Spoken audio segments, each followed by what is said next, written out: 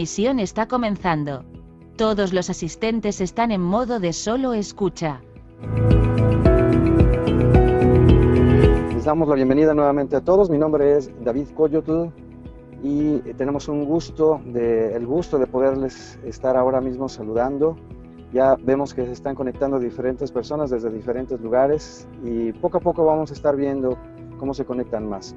Solo quiero tomar un minuto para repetir o reiterar nuestra bienvenida para todos ustedes y comentarles que podemos estar en comunicación sin ningún problema a través de la herramienta que ustedes ya están utilizando para conectarse. Solamente una última cosa antes de pasar adelante con nuestra presentación es que vamos a estarles enviando durante este seminario web 3 documentos que van ustedes a recibir. Van a ser realmente un documento con 2 páginas y otro documento más extenso, pero son 2 documentos en un archivo PDF que van a estar recibiendo con información acerca de lo que vamos a estar hablando, de lo que nuestro experto, el teólogo Eliseo Vila, va a estar comentando. Así que estén pendientes de eso. Todo este seminario lo estamos, a partir de este momento, este seminario está siendo grabado. Ustedes van a tener acceso también al video, el cual normalmente producimos después y lo ponemos en YouTube para el alcance de más personas todavía. Así que lo van a poder ver y disfrutar nuevamente. Estamos muy contentos de ello. Y solamente queremos iniciar rápidamente con una oración antes de pasar a nuestra siguiente fase. Padre bendito, muchas gracias por este tiempo, gracias por dejarnos comenzar justamente a las 11 de la mañana, hora del este de los Estados Unidos, y diferentes horarios, Señor, en todo el continente y en Europa.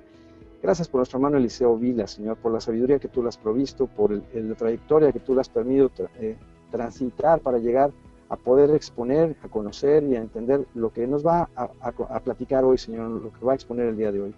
Gracias por nuestro hermano Alfonso Triviño, como director de Editorial CLIE, para que él, por lo que tú has hecho con él y todo lo que has hecho con la editorial a través de todos estos años.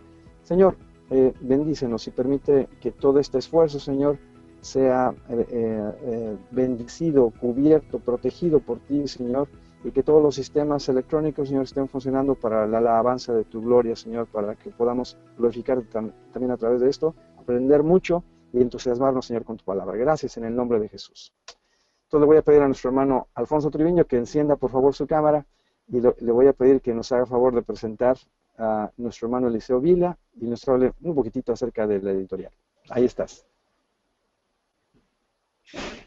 Buenos días, buenas tardes a todos desde Barcelona, desde España. Para nosotros es un honor volver a compartir desde CLIE, una editorial desde 1924 que nos dedicamos básicamente a las ciencias bíblicas, a exponer lo que es la palabra de Dios desde diferentes aspectos de la teología, y estar en este día con todos ustedes nuevamente en lo que es nuestro segundo webinar, ¿no? El primero, si ustedes recuerdan, fue también con el doctor Samuel Pérez Millos sobre el papel de la exégesis como herramienta acerca del texto bíblico.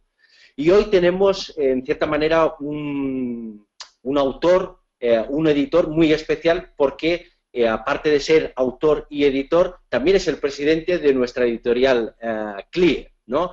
Él es Eliseo Vila y Vila, nacido el 3 de julio de 1944, y es hijo también del fundador y gran pastor y teólogo también Samuel Vila y Vila. Podríamos decir todo el currículum que él tiene, ¿no? Podríamos hablar no solamente de la parte de teología, sino también de su faceta más como empresario, o su parte económica, y dar todo lo que son las titulaciones que él tiene. Podríamos hablar incluso también de todo lo que es a nivel eclesial dentro de lo que es la Iglesia Evangélica aquí en España, miembro de FEREDE, también miembro canónico de lo que es la Iglesia Anglicana en España, etcétera, etcétera, etcétera. Pero si me permiten, les voy a presentar a alguien que lo que hace es que ama los libros, ama la palabra de Dios, vive los libros, respira los libros y ha dedicado los últimos 5 o 6 años de su vida como editor a preparar una obra extraordinaria que es la que queremos presentarles en el día de hoy. El título es La revelación escritural a través de los Salmos. Así que estoy seguro que ustedes lo que tienen ganas es de escuchar lo que nos trae aquí en esta tarde a todos, que es esta conferencia. Así que sin más, voy a presentar a Eliseo Vila y Vila con todos ustedes en esta tarde o mañana. Muchas gracias por estar aquí y acompañarnos con nosotros. Estoy seguro que va a ser un tiempo donde todos vamos a aprender y nos vamos a inspirar. Así que, Eliseo, bienvenido y te paso la palabra.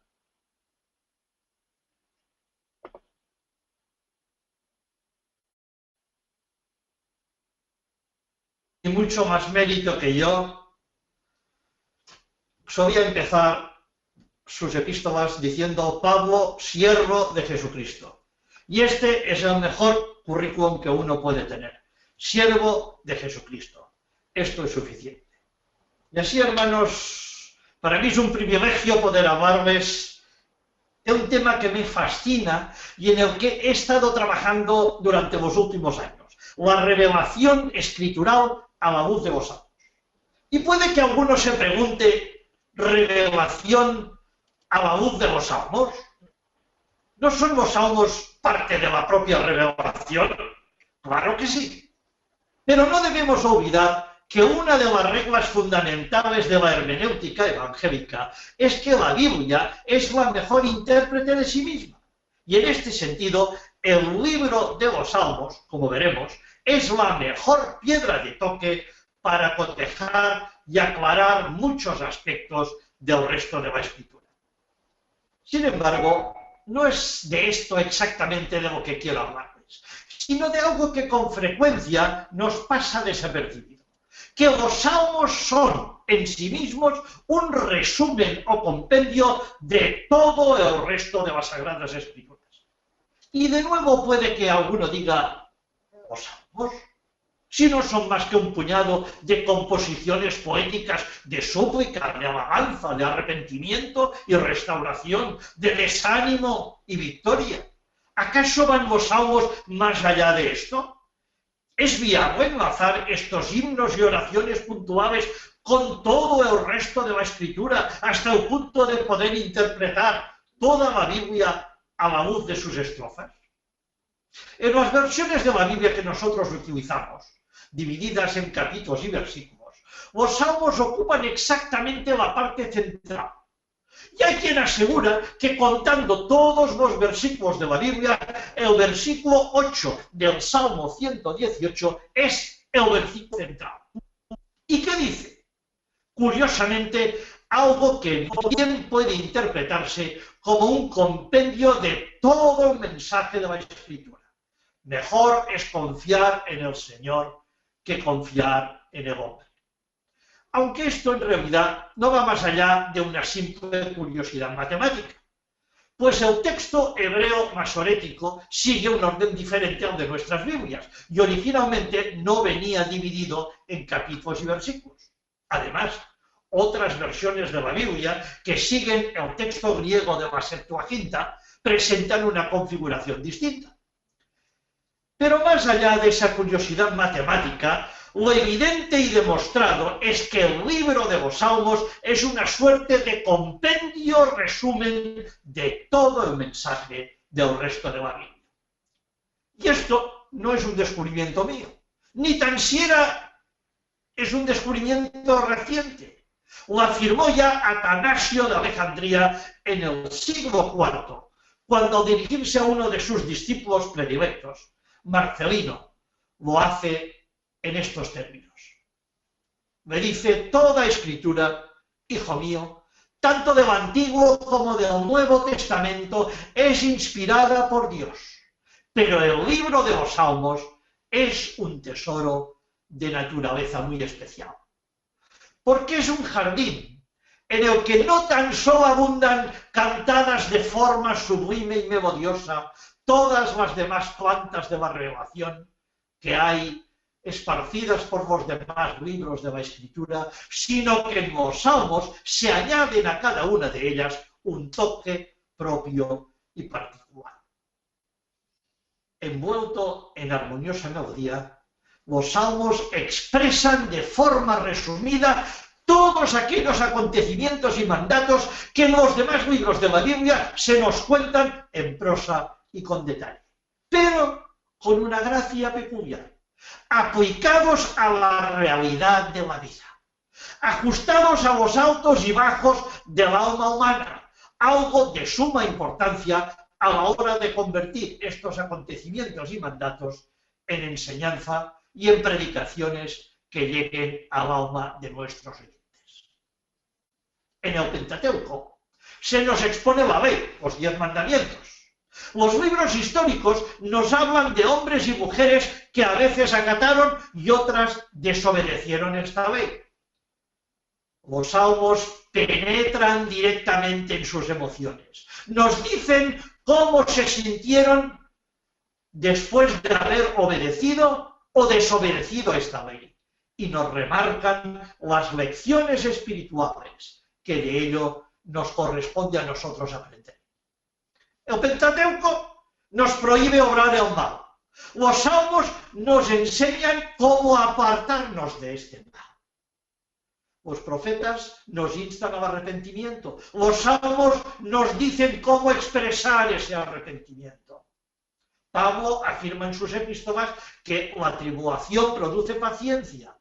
En los salmos se nos explica cómo desarrollar esta paciencia y expresar después nuestra alabanza una vez superada la tribulación. Un ejemplo de ello. Es aleccionador leer en Isaías 53 que Jesús fue despreciado y desechado entre los hombres, varón de dolores y experimentado en quebranto.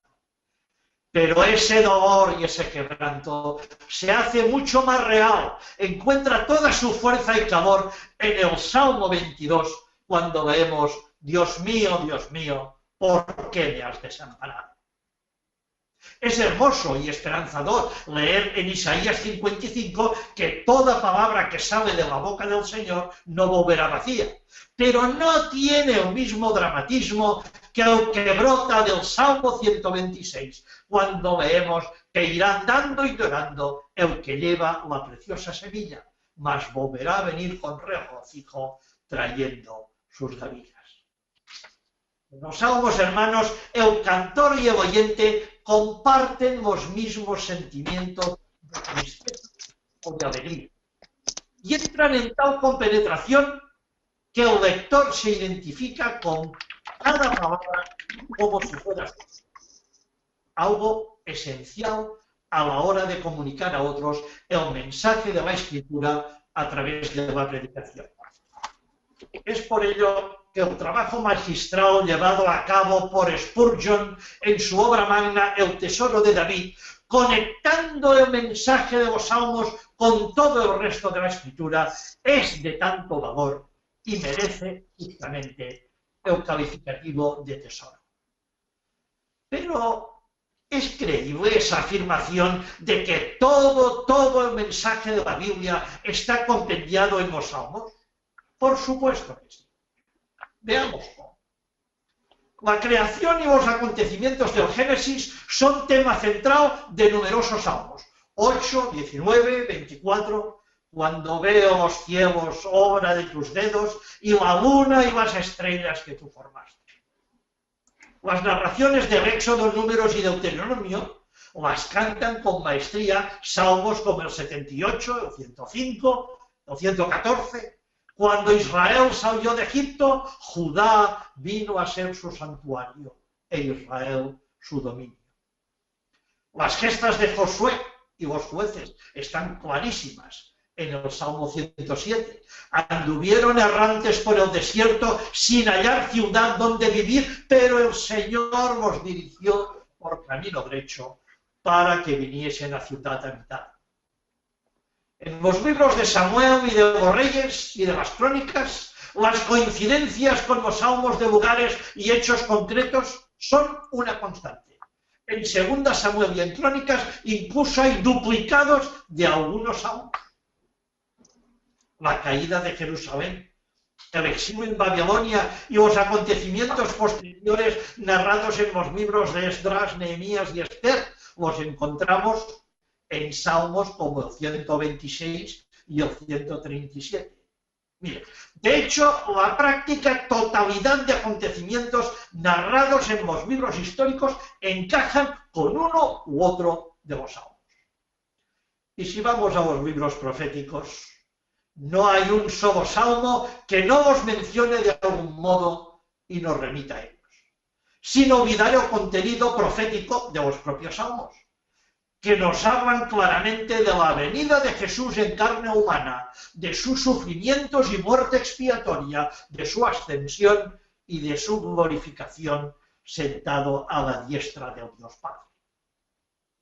Si vamos al Nuevo Testamento, encontramos más de 400 referencias a los salmos, ya sean transcripciones literales o alusiones. La mayor parte de los evangelios en boca de Jesús contienen constante alusiones a los salmos, pero también en los hechos y en las epístolas. De hecho, necesitaríamos horas y horas para estudiar las citas que Jesús hace de los salmos y las importantes cuestiones que de las mismas se derivan. ¿Qué lugar ocuparon los salmos en su vida, oración y mensaje? ¿En qué sentido los utilizó? ¿Qué significado tienen sus palabras en Juan 15:25? Para que se cumpla la palabra escrita en su ley, cuando en realidad lo que Jesús estaba citando no era la ley en sentido estricto, es decir, la Torá, sino un salmo, el 35:19.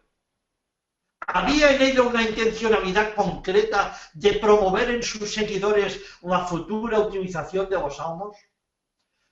No disponemos, desgraciadamente, de tiempo para entrar en este análisis detallado, pero recordemos sus palabras.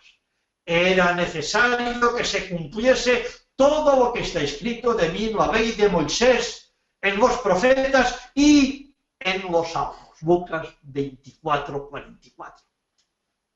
Hermanos, puedo decirles que en los salmos están las bases y ejes centrales de toda la cristología apostólica del Nuevo Testamento. Los salmos van ensamblados con el texto del Nuevo Testamento de manera tan indisoluble que comentar exhaustivamente los salmos equivale a comentar el mensaje completo del Nuevo Testamento. Deberíamos recordar que la Iglesia primitiva no tenía en principio otras escrituras que las escrituras judías. ¿Y qué hizo? Releerlas y reinterpretarlas a la luz de la nueva revelación cristológica que les había sido dada.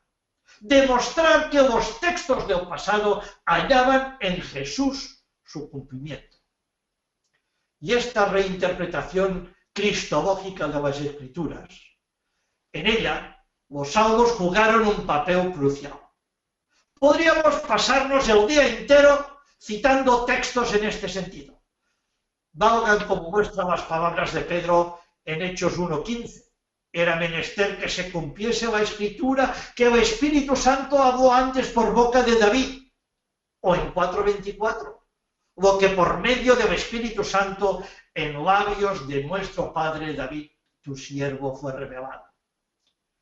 Siguiendo el ejemplo de Jesús, los escritores del Nuevo Testamento y posteriormente los de la Iglesia primitiva echaron mano de los salmos como eslabón de ensamblaje perfecto entre el mensaje del Antiguo Pacto y el del Nuevo Pacto. Las primeras comunidades cristianas aprendieron el misterio de Cristo a la luz de los salmos y ello las condujo a desarrollar una cristología mucho más simbólica que conceptual, más ligada al señorío del Cristo resucitado y sentado a la diestra del Padre que al Jesús histórico, algo que nuestros teólogos de hoy en día a menudo pierden de vista y no deberían perder de vista. Para constatar esta visión cristológica de los salmos por parte de la Iglesia primitiva, les diré que basta con echar una ojeada a los comentaristas de los siglos II al V. Hipólito, Orígenes, Eusebio, Atanasio, Hilario. Hasta finales del siglo V, los padres de la Iglesia veían a Cristo, les diré, no ya en cada salmo, incluso en los títulos de los salmos. Y así, Agustín de Hipona, el que más ampliamente comentó los salmos, en su exposición del Salmo 122, no duda en afirmar con su estilo magistral que Cristo cantó los salmos en tres maneras distintas: con su voz, con su vida y con su cuerpo. Manoscabe una manera más hermosa de expresar este ensamblaje perfecto entre los salmos y el mensaje del Nuevo Testamento. Y esta misma visión de los salmos como eje central de la revelación prosiguió a lo largo de toda la Edad Media, por encima de supersticiones, abusos, persecuciones y guerras.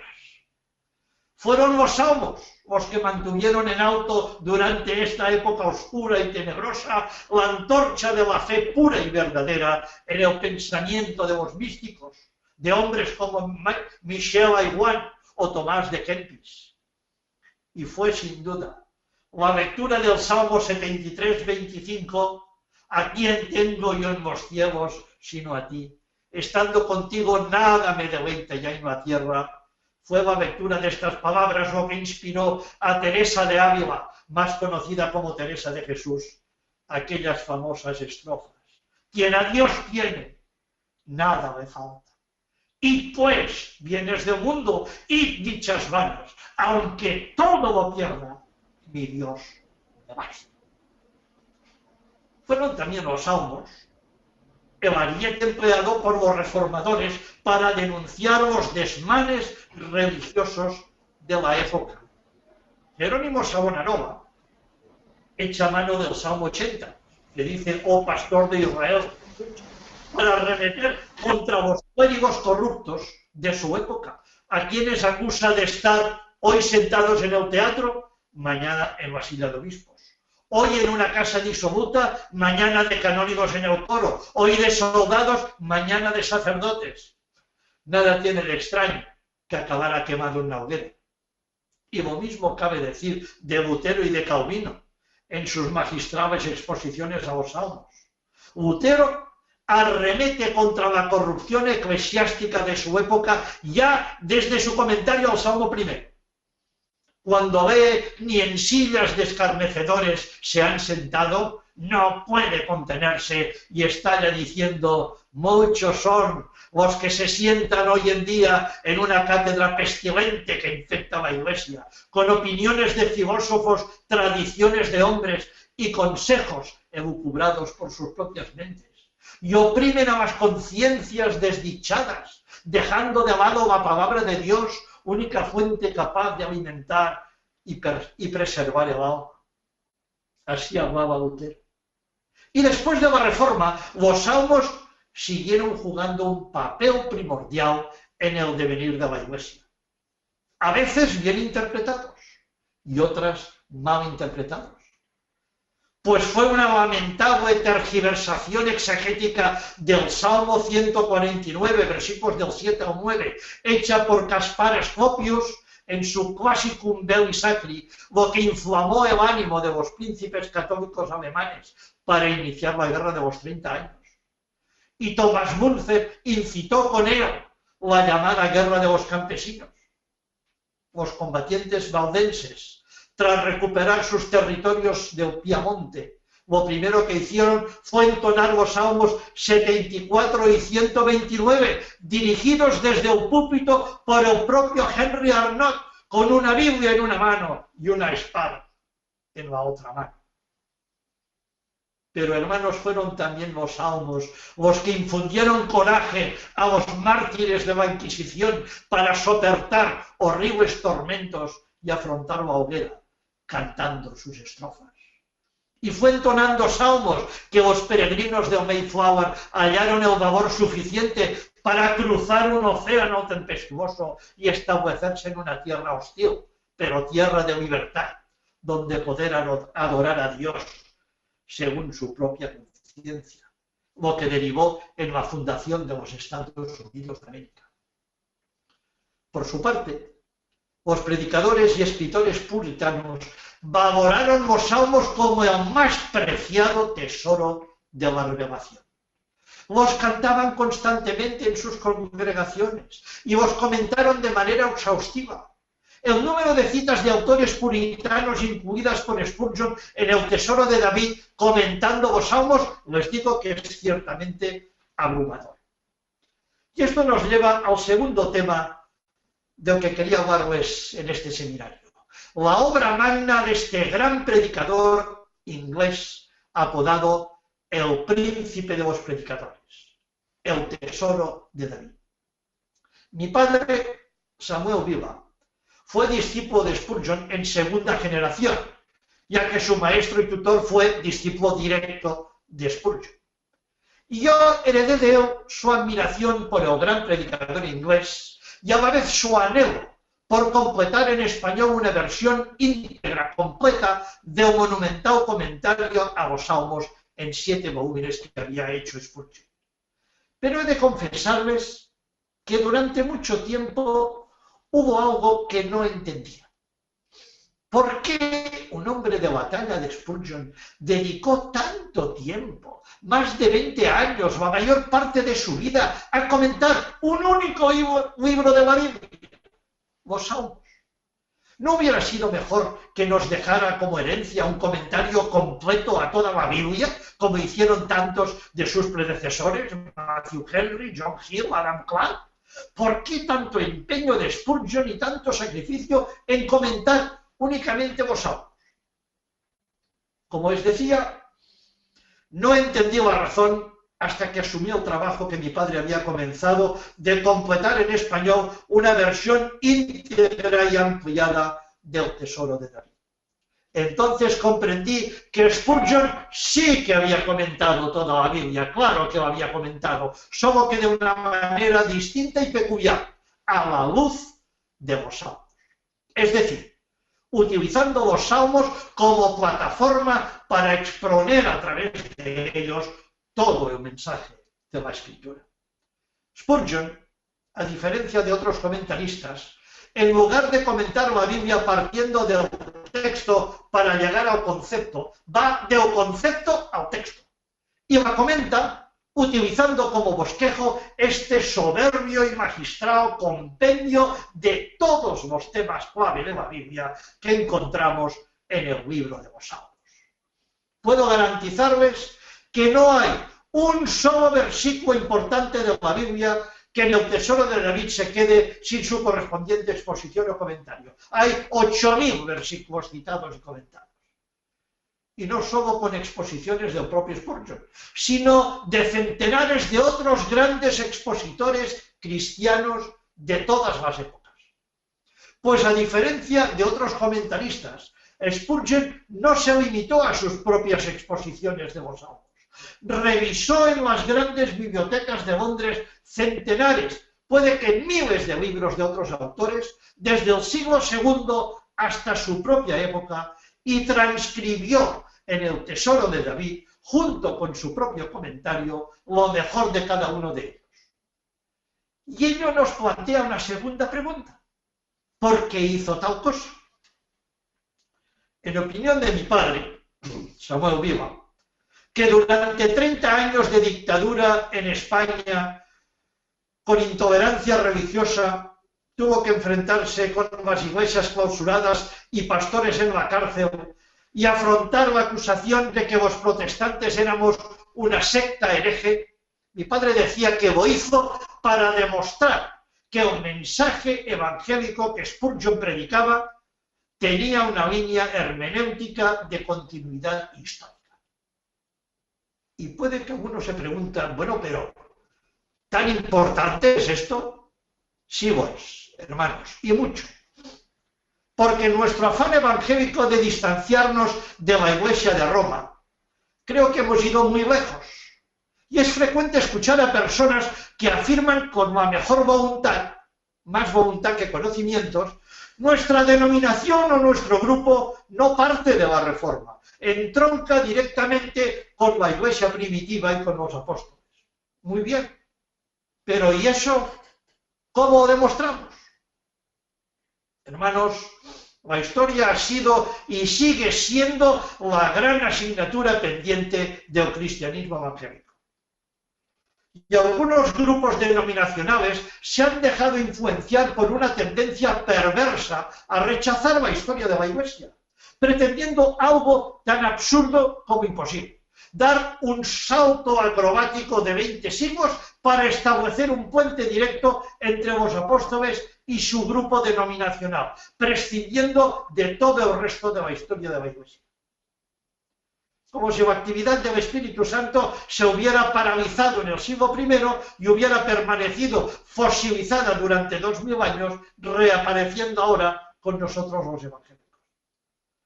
Creen que todo lo acaecido en la comunidad cristiana a lo largo de 20 siglos no les concierne y en consecuencia lo rechazan y lo ignoran. Que me perdonen, pero esto es un error gravísimo. Ante todo, porque lo único que conseguimos con ello es ganarnos a pulso el calificativo de sectas protestantes. Y me duele decirlo, pero nosotros mismos con nuestra actitud les damos el argumento, ya que en buena lógica, si Cristo fue un personaje histórico, desde el punto de vista humano, la Iglesia ha de ser forzosamente un organismo histórico.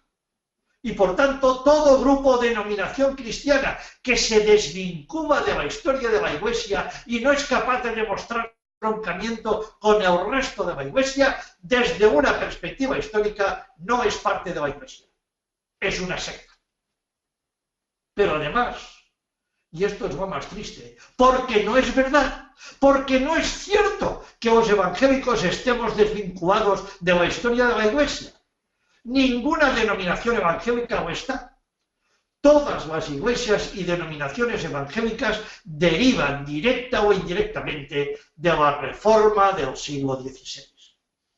Como tampoco es cierto que nosotros los evangélicos hayamos, así entre comillas, recuperado el mensaje apostólico en exclusiva. Hermanos, el mensaje apostólico siempre ha estado presente en el seno de la Iglesia. Encubierto, limitado, reprimido, perseguido, oculto, pero nunca extinguido. Y por tanto, nuestra hermenéutica evangélica, es decir, lo que hoy nosotros predicamos desde los púlpitos de nuestras iglesias evangélicas, cuenta con una línea de hermenéutica histórica demostrable que enlaza con la iglesia primitiva y los apóstoles. Recuerdo muy bien como mi padre solía rebatir a sus oponentes católicos. Les decía, se equivocan, no tienen ninguna base para probar que los evangélicos somos una secta, porque nuestras doctrinas coinciden plenamente con las de los más grandes hombres de Dios a lo largo de toda la historia de la Iglesia. Y por tanto, si alguien se han desviado, son ustedes. Ustedes se han desviado de ellos, no nosotros. Hermanos, eso sí que es un argumento contundente a la hora de enfrentar y rebatir a los que nos califican de secta. Pero eso, ¿podemos demostrarlo? Sí podemos. Y Spurgeon se ocupó de hacerlo de manera magistral en el Tesoro de David. Permítanme un ejemplo que de paso me servirá para explicarles cómo sacar partido de los índices exhaustivos que enriquecen esta obra extraordinaria. Digan, ¿cuál ha sido desde la época de la Reforma uno de los temas doctrinales más conflictivos y debatidos entre el protestantismo y la Iglesia Católica Romana? Sin duda, el de la fe y las obras. Pues bien, ¿tiene nuestra visión evangélica sobre la fe y las obras continuidad histórica? Por supuesto que la tiene. ¿Puede la obra de Spurgeon, el Tesoro de David, ayudarnos a descubrir y demostrar esa continuidad histórica? No les quepa la menor duda. Vayamos al índice de referencias bíblicas del Tesoro de David, como os he dicho, más de 8.000 citadas y ordenadas según los libros de la Biblia, y busquemos en este índice el texto bíblico más emblemático sobre la fe y las obras. Sin duda, Efesios 2:8, de gracia sois salvos por medio de la fe. Y veremos que el índice nos indica diversos enlaces de estas palabras de Pablo con los salmos comentadas por distintos autores. Nos quedaremos con dos exposiciones en particular, una de Juan Crisóstomo y otra de Agustín de Hipona, ambos del siglo IV. Juan Crisóstomo cita Efesios 2:8 en su exposición al Salmo 134, que dice: en ti hay perdón para que seas temido. ¿Y qué nos dice? Pues se lo voy a leer. Dice Juan Crisóstomo: ¿qué quiere decir en ti hay perdón? Que el perdón no está en nosotros, sino en Dios. Que no depende de nuestras buenas obras, Efesios 2:8, sino únicamente de la misericordia divina, la única que puede librarnos de la condenación. Romanos 5:9. Soslayar la condena que justamente merecemos no es algo que podamos lograr nosotros con nuestras propias acciones. Solo es posible por el amor y generosidad divina. Y si no aceptamos esta salvación benevolente y nos regocijamos en ella, nuestras buenas obras son insuficientes para salvarnos de la ira que ha de venir. Primera Tesalonicenses 1:10. Palabras de Juan Crisóstomo. Hermanos, les digo que no hay sacerdote católico ni pastor evangélico de nuestros días capaz de explicarlo ni distinto ni mejor. Puede que más alto, pero no más claro. Y fíjense que estos hombres del siglo IV no hacían una sola afirmación sin apoyarla con un texto de Biblia. Veamos ahora qué nos dice Agustín. Agustín enlaza Efesios 2:8 con el Salmo 145:7, que dice: y cantarán tu justicia. Fijaos, dice Agustín, que a pesar de haber dicho por gracia sois salvos, el apóstol añade: no de vosotros. ¿Por qué?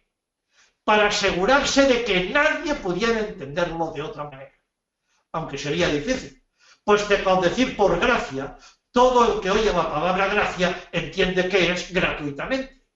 Y así es nuestra salvación, gratuitamente. Tú no has aportado nada, no es por tus méritos, porque si la salvación fuera en virtud de méritos, sería recompensa, no sería gracia. Es por ello que deja tan claro: por gracia sois salvos por medio de la fe, y esto no de vosotros, pues es don de Dios, no por obras, para que nadie se gloríe. Y esto último, sigue diciendo Agustín, para que nadie se gloríe, o añade pensando en los soberbios, en aquellos que se vanaglorian de sí mismos y que, ignorando la justicia de Dios, que os invita a cantar el salmista, pretenden cantar la suya propia. A estos les concreta: no de vosotros, pues es don de Dios, o hemos hecho nosotros algo para merecer la salvación. Atended bien a lo que dice el apóstol, sigue Agustín, no por obras, para que nadie se gloríe. Entonces, os preguntaréis: ¿no hacemos nosotros buenas obras? Sí, las hacemos, pero no nosotros, sino Dios en nosotros, ya que por medio de la fe habita en nuestro corazón aquel que obra en nosotros las buenas obras. Hermanos, estas dos transcripciones del Tesoro de David que les acabo de leer no son palabras de Lutero o de Calvino, no son de John Knox, de Matthew Henry, de Trapp, de Gill o del propio Spurgeon. Hermanos, son palabras de San Agustín y San Juan Crisóstomo, dos de los más reconocidos, admirados santos padres de la Iglesia Católica Romana. ¿Se dan cuenta de la contundencia que aporta esto al argumento en el debate sobre la fe y las obras? Así pensaban y así escribían estos hombres en el siglo IV. Debemos extrañarnos de que Lutero, que era monje agustino, se expresara muchos años después sobre la fe y las obras en la manera tajante en que lo hizo. ¿Se dan cuenta de a qué me refiero cuando les hablo de la importancia de esa hermenéutica histórica que Spurgeon desarrolla en las páginas del Tesoro de David? Pero las posibilidades que nos aporta el Tesoro de David de ahondar en este argumento van mucho más allá. Porque cuenta también, como les he dicho, con un exhaustivo índice analítico o índice de temas. Y si buscamos en este índice de temas, veremos que la palabra gracia tiene más de 150 entradas. Cada una de ellas con una frase resumen del comentario, el apellido del autor que lo hace, el salmo con el cual lo enlaza y dónde encontrar su exposición. Así que veamos en el índice esa línea de hermenéutica histórica con respecto a la salvación por gracia. Y nos permitirá comenzar en el siglo II con Orígenes, que nos dice, comentando el Salmo 14, que todos estamos bajo pecado y que por tanto toda buena obra que hagamos no procede en modo alguno de nosotros mismos, sino que es tan solo consecuencia de la gracia. Siglo III, Dídimo Cielo, comenta en el Salmo 2 que el perdón divino se concede solo con pedirlo, sin que tengamos que aportar nada a cambio. Siglo IV, Ambrosio de Milán, maestro de Agustín, en una hermosa exposición al Salmo 49.3, oíd esto pueblos todos, afirma que la invitación a la gracia es para todos los seres humanos sin excepción, ricos y pobres, sin dinero y sin precio. Isaías 55.1. Siglo V, Teodoreto de Ciro, comentando el Salmo 32, nos recuerda que toda buena obra es atribuible únicamente a la gracia. Siglo VI, Casiodoro, en el Salmo 40, nos aclara que no somos salvos por méritos propios. Siglo VIII, Beda Venerable, nos indica en una de sus homilías que es a través de la gracia que nacemos de nuevo en el Espíritu. Siglo XII, Bernardo de Claraval, comentando el Salmo 95, afirma que el único impedimento para que seamos salvos es cerrar nuestros oídos a la voz de la gracia. Y así llegamos a la Reforma, siglo XVI. Lutero, que es tajante al comentar el Salmo 51, afirmando que la remisión de pecados es únicamente por gracia. Calvino, en el Salmo 123.2, nos amonesta a confiar única y solamente en la gracia.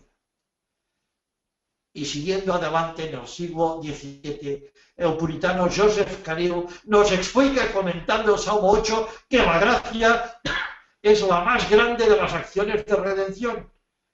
Y en lo mismo coinciden docenas de otros autores puritanos, como Thomas Manton, en el Salmo 112, que nos recuerda que la religiosidad servil no es fruto de la gracia. En el siglo XVIII, Cuilhuegón, exponiendo el Salmo 51, sostiene que la salvación es libre y gratuita sin entregar nada a cambio. Y así llegamos al siglo XIX, donde el propio Spurgeon, como maestro de predicadores, recopila todo lo que han afirmado los demás en el Tesoro de David y comentando el Salmo 37 nos dice que la gracia es la esencia del Evangelio y por tanto es misión del predicador anunciarla constantemente.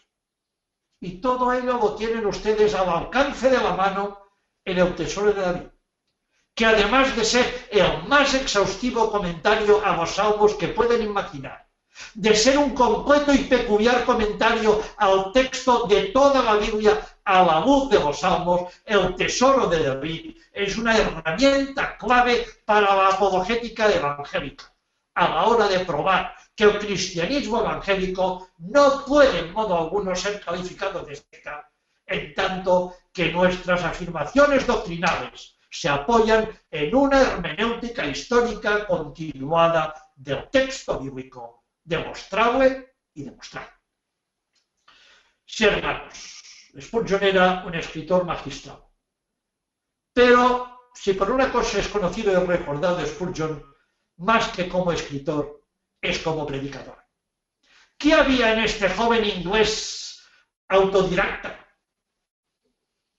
que le capacitó para conquistar el corazón de las masas en la Inglaterra victoriana y aborretar el Crystal Palace con 20.000 personas y casi todas ellas esperando, había otras 20.000 esperando para escucharlo?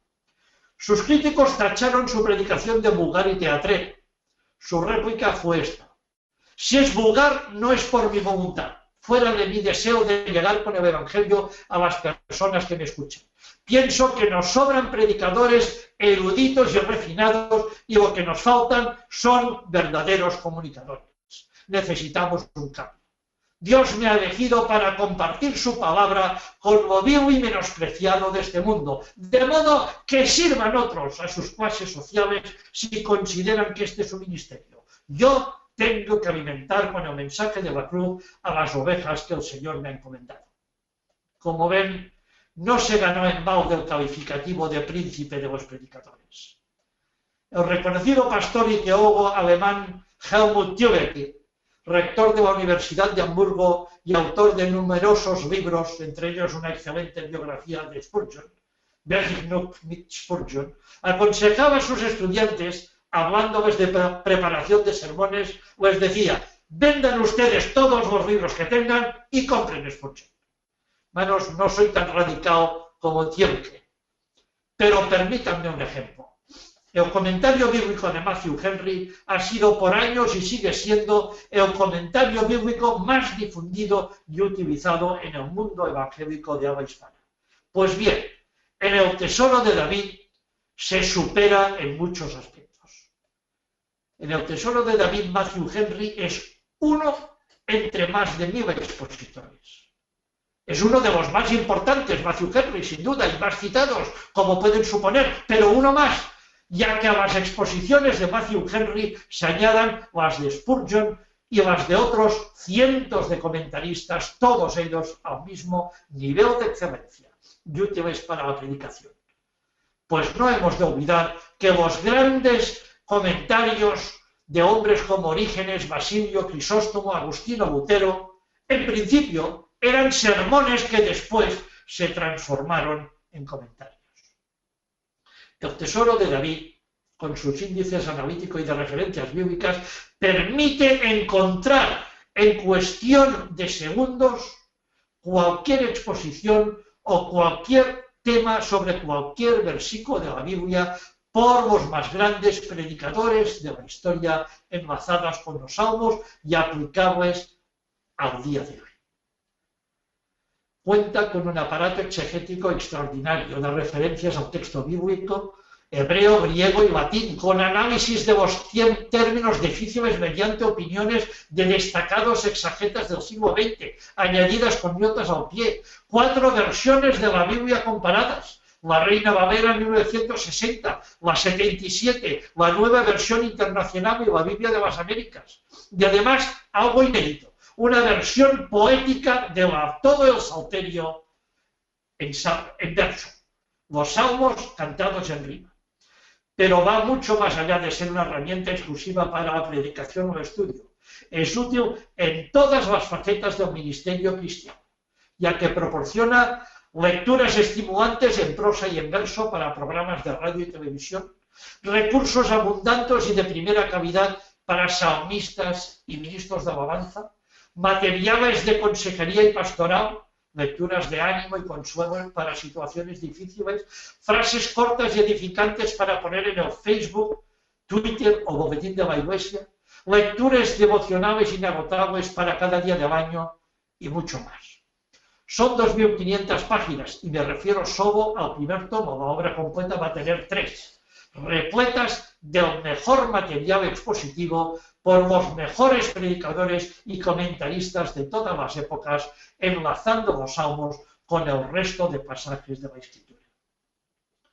Puedo decirles que durante los últimos 5 años hemos trabajado con la ayuda de mi hija Ana, que es especializada en literatura comparada, en su adaptación, traducción y ampliación, buscando ante todo que la voz de estos hombres extraordinarios que en su día predicaron en griego, latín, en alemán, en francés o en inglés antiguo, mantenga la misma fuerza en español que tuvo en su día para sus oyentes. A ustedes corresponderá ahora juzgar si lo hemos conseguido o no. Así que permítanme terminar leyendo a modo de ejemplo una de estas miles de exposiciones. Una de Sir Richard Baker, 1568-1645, comentando el versículo 6 del Salmo 84, que dice: atravesando el valle de lágrimas lo convierten en manantial. Dice así, y voy a pedir que los que tengan a mano su Biblia busquen este versículo, Salmo 84, versículo 6. Dice Richard Baker: lo que de entrada parecía un obstáculo infranqueable se convierte de pronto en ayuda y estímulo. Pues no hay desgracia tan grande ni situación tan desesperada que un corazón piadoso no logre en último término transformar en un caudaloso manantial del cual extraer agua consoladora. Agua con la que limpiarse y franquearse la vida al arrepentimiento. Agua con la que refrescarse y hacer más llevadero el camino de la paciencia. Agua con la que humedecer su rostro y abrirse paso a un mayor crecimiento en la gracia. Y si nuestro pozo interior se seca y del mismo ya no brota agua desde abajo, la lluvia celestial que procede de arriba llegará a los estanques. Sí, los estanques e incluso los charcos y los hoyos del camino, supliéndonos con la gracia cuanta agua podamos necesitar. Y si nuestras fuerzas naturales ya no son suficientes para proseguir, se nos añadirán gracias sobrenaturales a fin de que las tribulaciones y angustias de este mundo que tratan de obstruir con roces y fricciones nuestro camino hacia la bendición dejen de ser obstáculo en nuestro proseguir hacia la ansiada meta y dejen de ser impedimento para que alcancemos a convertirnos en ciudadanos de Sion. No, alma mía. Las dificultades más que obstáculos son ayudas que te capacitan y te permiten, como dice el salmista en el versículo siguiente, cobrar nuevas fuerzas. Ir de poder en poder, de fortaleza en fortaleza, de la fortaleza de la paciencia a la fortaleza de la esperanza, de la fortaleza de la esperanza a la fortaleza de la fe, y mediante la fortaleza de la fe alcanzar la fortaleza de la misión, para que tenga en ti justo cumplimiento lo que el salmista David afirma en el versículo anterior. Bienaventurado el hombre que tiene en ti sus fuerzas, en cuyo corazón están tus caminos. Hermanos, el tiempo ha pasado deprisa. He tratado a grandes rasgos de describirles la importancia que tiene en la Biblia el libro de los Salmos y la importancia de la obra magna de Spurgeon que os comenta, el tesoro de David. Así que como se preguntaba el autor de Hebreos, abrumado ante la evidencia, ¿qué más puede decirles? Nada más. Tan solo concluir haciendo mías las palabras con las que concluye su obra el propio Spurgeon. Dice, solo me queda orar fervientemente a Dios para que todo este esfuerzo sea útil en alguna medida a mis compañeros en el ministerio y de provecho para la Iglesia en general. A Él sea toda la gloria. Amén. Muchas gracias por su paciencia.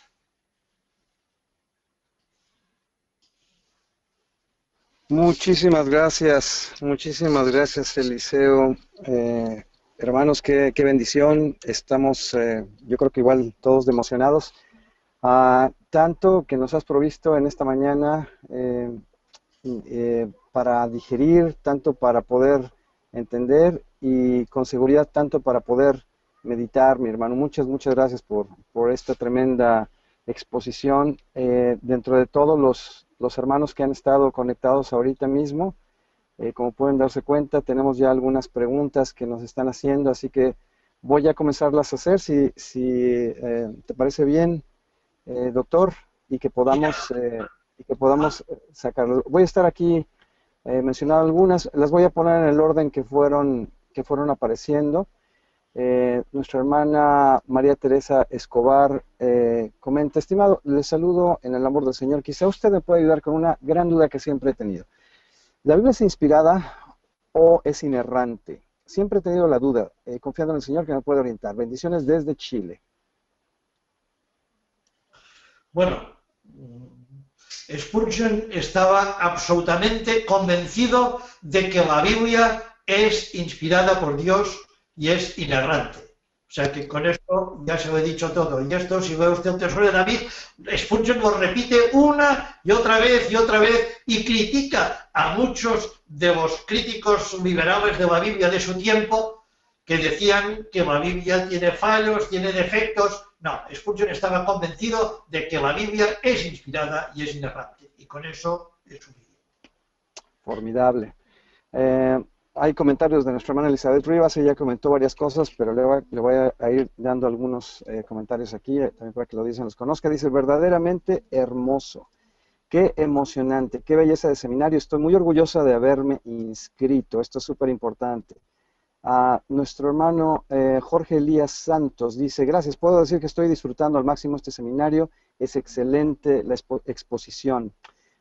Él mismo comenta, siempre me han gustado los salmos, así que hoy puedo decir que me gustan más. No sé si quieres comentar algo al respecto, Eliseo. Los salmos, ¿qué salmos me gustan más o qué salmos me gustaban más? Spurgeon, ¿cuál es la pregunta exactamente? No, no es una pregunta, es más bien un comentario de nuestro hermano. Dice, de por sí me gustaban, ahora me gustan más. ¿Qué nos puedes comentar al respecto? Muchas gracias. Espero, como me decía al cerrar el seminario, y así decía Spurgeon, que este trabajo sea de utilidad a nuestros compañeros en el ministerio. En esta idea trabajó Spurgeon y en esta he trabajado también yo. Estuve invitando a nuestros hermanos a hacer sus preguntas y nuestra hermana Elizabeth decía, sí, muchísimas gracias, pero es que es tan acogedora y cierta su conferencia que no provoca interrumpirle. Así que, hermano, más palabras de ánimo. Estimado hermano del hermano Jonathan Cruz, ¿qué diferencia hay entre esta edición del Tesoro de David con la edición anterior? Pues le diría que cualquier parecido es mera coincidencia. La edición que hizo mi padre, pobre hombre, en una época de intolerancia religiosa, una época difícil, es una edición que no llega a un 4, a un 5% de la edición actual. Era simplemente un resumen, cortos resúmenes de lo más importante que él encontró de Spurgeon y algunos otros autores que él seleccionó. Esta obra es toda la obra original completa, el texto completo de la obra de Spurgeon, con todos los autores. La he ampliado con muchísimos autores más de la patrística. Spurgeon dice en uno de sus prólogos, él tenía problemas para traducir, tenía que buscar traductores del griego, del latín, profesores le ayudaron, pero tenía problemas y limitó las traducciones de la patrística. Lo hemos enriquecido con toda la patrística que hemos podido, importante sobre los salmos, notas exegéticas, lo hemos actualizado al siglo XX con notas exegéticas de comentaristas del siglo XX, como pueden ser Francisco Lacueva, José María Martínez, Luis Alonso Chequel, Johann Kraus, y notas explicativas, porque hay cosas que a Spurgeon daba por sentadas en su época, pero que un lector escribió en el siglo XIX, un lector del siglo XXI no las entendería, si no se me da una explicación. Hay notas explicativas. Bueno, mi padre hizo en su época lo mejor que podía, pero esta edición actual no tiene nada que ver con la edición que hizo mi padre, pequeñita en 2 tomos, es muchísimo superior. Aquella era un 5% de lo que es la edición actual. Formidable, es una excelente respuesta y también es una duda constante. Tenemos una pregunta también de nuestro hermano Jonathan Frías allá en México. ¿Se podría enfatizar un poquito más, por favor, la utilidad de los índices? Bueno, los índices, el libro consta con 3 índices importantes. Uno es un índice de autores, en el que están por orden alfabético todos los autores y los salmos en los cuales tienen comentarios.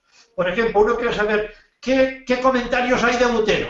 Busca Lutero y encontrará que Lutero tiene comentarios en los salmos tal, 5, 37, 47, tal. Y va a buscar estos salmos y encontrará los comentarios de Lutero. Y así hay más de 1000 autores en este índice por orden alfabético de apellidos en el índice de autores.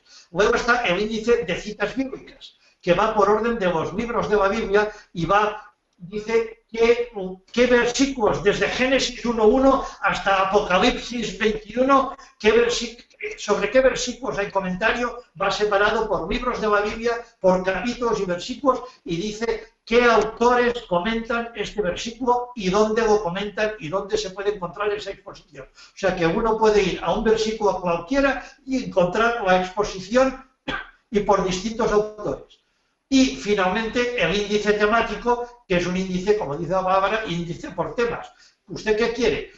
Temas sobre la familia, sobre la mujer, sobre la gracia, sobre la justificación. Va a buscar el tema familia, y si va sobre el tema familia encontrará donde hay salmos y autores que comentan el tema de familia, en qué salmo se comenta y quién lo comenta y una pequeña frase al respecto. Yo creo que son unos índices exhaustivos y no es por decirlo porque yo soy el que lo ha hecho, pero creo que son de lo más completo que he visto en obras que he examinado y he examinado muchas.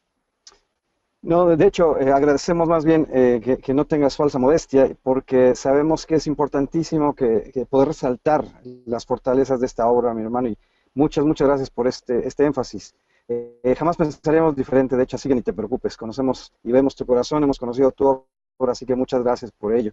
Nuestro hermano William Castaño, desde Colombia, comenta dos cosas, es una pregunta y un comentario. Número uno, me alegro que se haya rescatado el concepto de hermenéutica histórica, fundamental para sustentar la autenticidad de un comentario, porque se soporta en reconocidos autores antiguos.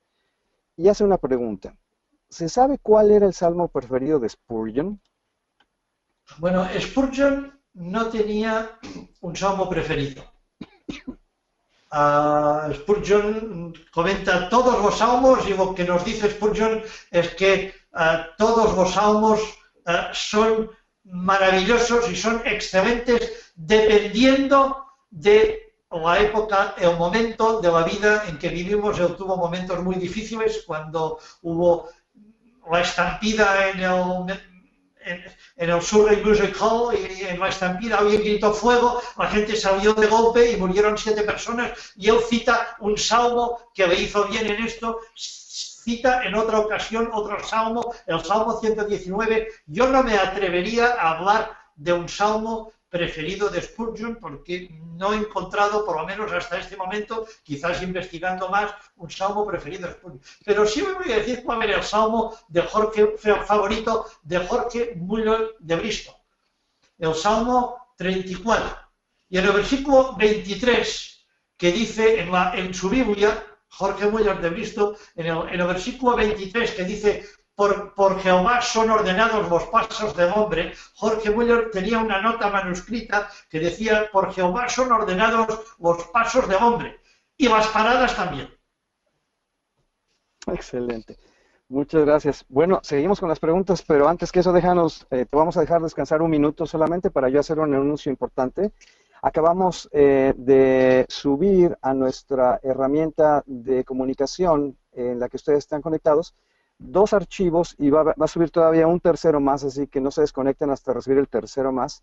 El primer archivo es justamente una muestra de más de 100 páginas de este precioso volumen, El Tesoro de David. Es justamente el primer capítulo o el capítulo hacia la primera sección, para que ustedes puedan disfrutar de esto que se está exponiendo de forma tan formidable, de forma tan hermosa. Además de que le subimos un PDF también con un tríptico descriptivo del Tesoro de David, donde hay un resumen, digamos, de todas las características que tiene. Está muy bonito, de todo color, es tríptico, pero es un archivo PDF que ustedes pueden, si quieren imprimirlo, pueden dejarlo ahí mismo en su computadora y consultarlo, o mejor aún, pueden mandárselo a quienes ustedes quieran, igual que la muestra del capítulo que les estamos ofreciendo. Seguramente ustedes conocerán a sus pastores, a otros maestros, a profesores de seminario, que estarán interesados en una obra de esta magnitud, una obra de este enfoque. El tercer PDF que vamos a subirles es una lista de contactos en los cuales ustedes, a través, particularmente en México, en los Estados Unidos, en el resto de Latinoamérica y España, van a poder contactar el lugar en donde pueden adquirir el Tesoro de David. Esta mañana yo tengo aquí un volumen en mi escritorio, quizá ustedes lo vieron al principio, ahorita lo vamos a mostrar si es que no lo han visto, pero tengo un volumen que vamos a hacer llegar a algún lugar del mundo, porque no sé dónde estén conectados, así que ustedes están conectados, oren porque ustedes se lo lleven. Yo lo que básicamente voy a hacer es lo que denominamos una distribución aparentemente aleatoria, empero dirigida por el Espíritu Santo. Lo que en otras palabras y en otros lugares es conocido como un sorteo o como una rifa, pero yo no creo en el azar. Yo creo que el Espíritu Santo tiene justamente designado este volumen que tengo en mi escritorio para alguien de ustedes que ha participado, que se ha conectado, que ha venido, y queremos estimularlo en amor a que siga estudiando la palabra y que quizá este volumen si usted es un pastor, un profesor, lo utilice plenamente para predicar, para preparar sus mensajes, o si no lo es, a lo mejor tiene ya en mente a un pastor o a un profesor a quien usted se lo va a regalar. Entonces tengo este volumen, les haremos saber después por email a dónde va a llegar, porque le voy a pedir la dirección exacta de su ubicación, y usted va a poder adquirir de cualquier manera un volumen de estos en cualquiera de los lugares donde va a encontrar en la lista de contactos que le vamos a estar enviando, en ese tercer PDF que ustedes deben esperar. De cualquier manera, y finalmente, ustedes recuerdan que estamos grabando este seminario web. Vamos a tener un video bien editado con todo lo necesario, con la voz de nuestro hermano, con todos estos detalles, y el PowerPoint que está aquí, que por cierto también a quien lo quiera se lo vamos a poder proporcionar, y van a poder consultar nuevamente después. Así que, hermano Eliseo, seguimos con otras preguntas. Ya son las últimas, estamos a 8 minutos de terminar, así que quizá vamos a poder, desafortunadamente, solamente usar 2 o 3 preguntas más. Lutero dijo que Romanos es el evangelio más puro. ¿Cómo definiría Eliseo Vila a los salmos en ese sentido? Nuestro hermano Joel Juaman es quien hace esta pregunta desde Buenos Aires. Pues mire, me voy a contestar con palabras del propio Lutero. Una vez me preguntaron a Lutero, 2 de sus alumnos, cuál era su salmo favorito. Yo contestó el salmo de San Pablo, el salmo paulino. Y se quedaron extrañados y dijeron, el salmo paulino, ¿qué salmo es este? ¿Qué salmo escribió el apóstol Pablo? Y Lutero os dije, el salmo 32, porque es el salmo del perdón. Y esto es lo que encontramos en la epístola a los romanos. La epístola a los romanos y el salmo 32 coinciden plenamente. Por lo tanto, dijo Lutero, el salmo 32 es el salmo paulino. Y si usted va al Tesoro de David, verá que el Salmo 32 lo hemos etiquetado, calificado como el Salmo paulino en honor a esas palabras de Lutero. Formidable, muchas gracias. Son tantas preguntas que estoy tratando de escoger algunas, pero estoy en el orden en el que fueron llegando. ¿Cuántos tomos tendrá esta colección y qué temas tratarán? Así como la fecha de su próxima publicación. Y la otra pregunta, ¿por qué es importante para la Iglesia en la actualidad estudiar los Salmos y en qué contribuye para que su ministerio mejore en este mundo hipermoderno? Desde México, Pablo Partida. Son muchas preguntas. Voy a intentar de recordarlas todas. Los Salmos, ¿cómo irán? La colección va a tener 3 tomos y si usted va al final de la colección, allí están los 3 tomos, qué salmos van a ir en los 3 tomos y cómo van repartidos cada uno de los 3 salmos. En cuanto a tiempo, bueno, yo estoy trabajando en el segundo tomo, que irá con el Salmo 119. A mí me hubiera gustado poderlo incluir en el primer tomo, pero era imposible por razón de espacio. Ya tiene 2.500 páginas y el Salmo 19 solo ocupa más de 1.500 páginas, o sea, imagínense, si le añadimos 1.500 páginas al primer tomo, sería imposible, sería a 4.000 o 4.500 páginas. Por lo tanto, el Salmo 19 irá en el segundo tomo, con los salmos complementarios que no van en el primero, desde el 5, de 1 al 5 ya van en el primero, hasta el 60. Y el resto de salmos irán en el tercer tomo. En cuanto a cómo pueden estos salmos ayudar en el ministerio en el siglo XXI. Bueno, yo creo que es más o menos, lo he explicado, lo he esbozado, no lo he explicado ampliamente en el seminario. En primer lugar, las exposiciones y las notas están aplicadas a la predicación para el siglo XXI. El lenguaje hemos tratado de adaptarlo al siglo XXI, es un lenguaje puramente actual. Y encontrarán frases cortas para el Facebook, frases para los boletines de iglesia. Además, Spurgeon era un hombre muy avanzado, era un hombre avanzado para su época. Yo voy a decir que Spurgeon puso a la esclavitud en el siglo XIX y le costó muchísimos enemigos. Tengo que decir la verdad, en algunos estados del sur de los Estados Unidos los libros de Spurgeon fueron vetados por muchos años, no podían entrar porque Spurgeon se opuso a la esclavitud. defendió los derechos de los trabajadores. Hay salmos en que se cita específicamente eso. Defendió los derechos de las mujeres en una época, comentando el Salmo 126, en una época en los que las mujeres todavía no podían ni ir a votar ni tener propiedades. En Inglaterra solo pudieron ir a votar a principios de 1900. Le digo que encontrará temas en el Tesoro de David aplicables al siglo XXI tremendos, aplicables a la predicación y a la acción pastoral del siglo XXI.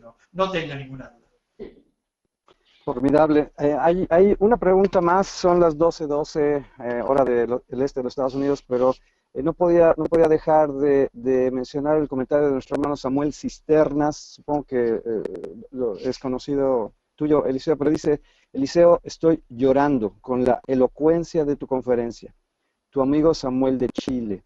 Y él mismo comenta: el Tesoro de David será el tema de mi próximo programa de televisión junto a ti, tu amigo Samuel.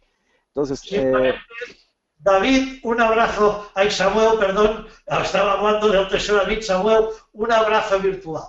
Es un placer poder darte un abrazo virtual y ya sabes que me tienes a tu disposición para colaborar en todo lo que haga falta en Chile. Y bueno, eso lo comento porque es el tono de todos los comentarios que estamos viendo aquí. Es formidable, a mí me encanta poder leer este tipo de cosas. No podemos darle salida a todas las preguntas, pero esta es la última, es un poquito compleja, así que voy a tratar de que aprovechemos estos últimos minutos antes de pasar el micrófono a nuestro hermano Alfonso Triviño.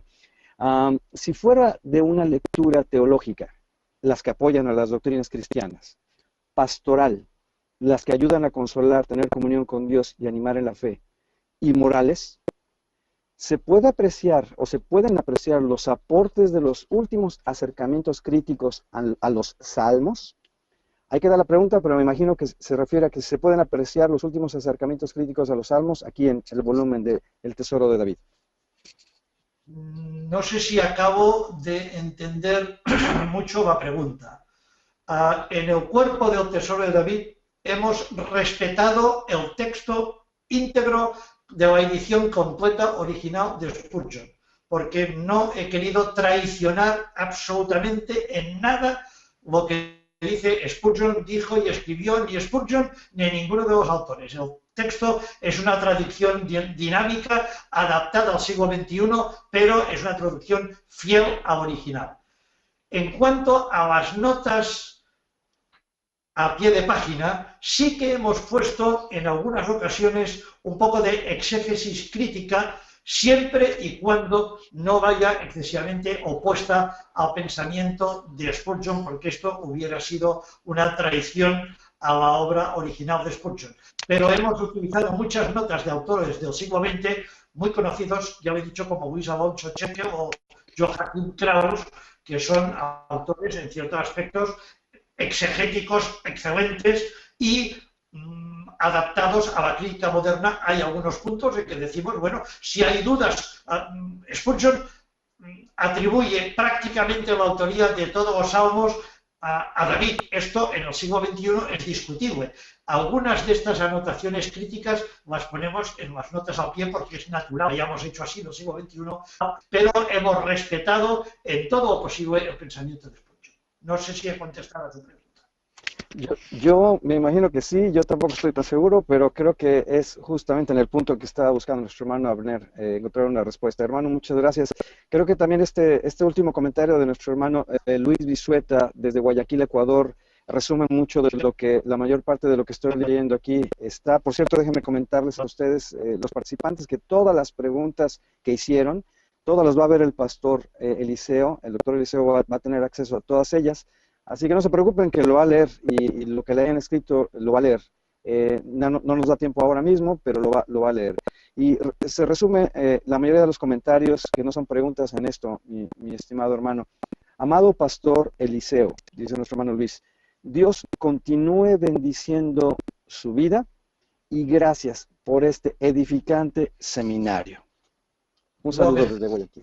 Que Dios le bendiga a usted. Igual que el Señor te siga utilizando, hermano Eliseo. Estamos bien contentos de esto que ha sido. Estamos más contentos de que se haya grabado. Esto, como saben, va a estar en internet, va a estar en nuestro canal de YouTube. se va a poder ver a través del Facebook de Editorial CLIE, a través del Facebook de Editorial Vida, y vamos a tener también algún acceso por ahí a través del Twitter. Hermano Alfonso Triviño, director editorial de Editorial CLIE, no sé si quieras añadir unas últimas palabras antes de despedirnos en oración. Quisiéramos agradecer a toda nuestra audiencia el estar aquí presentes y compartir este tiempo, yo diría con una palabra, si me lo permiten, de belleza. Belleza en la palabra de Dios, y me recuerda ese versículo, ¿no? Que amarás a Dios con toda tu alma, con todo tu corazón y con toda tu mente. Y a través de los salmos, a través también de la exposición del doctor Eliseo Vila, yo creo que hemos podido hacer hoy de una manera bella eso, amar al Señor con toda nuestra alma, con todo nuestro corazón, pero también con toda nuestra mente. Y eso es muy importante de una manera integral. Como CLIE, simplemente decir que estamos aquí como lo que decía Spurgeon y repetía Eliseo Vila, ¿no? Al final estamos aquí para hacer obras de calidad en lo que es el tema de estudio bíblico, comentarios bíblicos, teología, para que sea útil para todos ustedes, para sus vidas, pero también para la Iglesia y para la comunidad. Y esa es nuestra misión y esa es nuestra visión como editorial CLIE desde el año 1924, intentando servirles a todos ustedes y también a la obra del Señor. Simplemente recordarles una buena noticia, ¿no? Y es de que este es el segundo webinar, pero tendremos uno más. Y ese otro tercer webinar será el 30 de junio, dentro de unas semanas o un mes estaremos haciéndoles llegar también esas notas de prensa para que ustedes se puedan apuntar. Y será también un gran orador y también alguien importante para Editorial CLIE, su editor general, Alfonso Ropero, con el tema de la homilética bíblica a través de las ciencias bíblicas. 30 de junio, Alfonso Ropero, homilética bíblica a través de las ciencias bíblicas. Lo último, yo también he disfrutado, estaba también en la parte técnica, pero he disfrutado. Gracias por hacer posible el vídeo de CLIE. Contamos con ustedes para que podamos seguir haciendo la obra que el Señor nos dio. Y David, mil gracias por hacerlo posible. Un abrazo. No, al contrario, la posibilidad la proporciona el Señor, y agradecemos mucho que el Señor ha permitido que HarperCollins Christian Publishing tenga la infraestructura para poder llevar a cabo esto. Oremos, hermanos, es solo para concluir, y con mucha alegría, y con mucha alegría. Gracias, Padre, por este tiempo, gracias por nuestro hermano Eliseo, gracias por todo lo que nos proporciona, Señor, nos has proporcionado a través de su exposición, de su corazón, de su evidente ministerio, Señor, a través del mundo, a través de tú lo que le has permitido hacer. Y gracias también a través del ministerio que se extiende, Padre, a través de este volumen del Tesoro de David, de toda esta obra, Señor, que literalmente ha sido por 2 generaciones de tus siervos que la han establecido en español, Señor, y que la han traducido y la han compilado, la han enriquecido, Señor. Gracias por la vida de nuestros hermanos y por todo el legado que nuestro hermano Vila, Padre, ha podido dejar a través de nuestro hermano Eliseo como hijo, y seguramente por muchas otras generaciones, igual con su hija. Señor, gracias en el nombre de Jesús por este tiempo, Padre. Te alabamos, te amamos, te bendecimos. En el nombre de Jesús. Amén. Y hermanos, recuerden, van a recibir información, inviten a otros, háganselo saber a otros. Estos seminarios web continúan, hay mucha información que queremos comunicarles, pero sobre todo hay muchos materiales que queremos que conozcan. Entonces, esperen ese otro tercer PDF que les va a llegar en unos segundos, y la información completa para cómo ver el video completo de la postproducción de todo esto en la próxima semana. Así que Dios les bendiga, muchas gracias, nos vemos en el próximo seminario web. Que el Señor les siga bendiciendo y que les siga utilizando. Y recuerden, oren por no sé quién se lo va a llevar, pero alguien se lo va a llevar y va a llegar hasta donde están ustedes. Así que es el volumen que se va a ir. Que el Señor les bendiga y seguimos disfrutando de la palabra del Señor y de su lectura. Dios les guarde, hermanos. Bendiciones.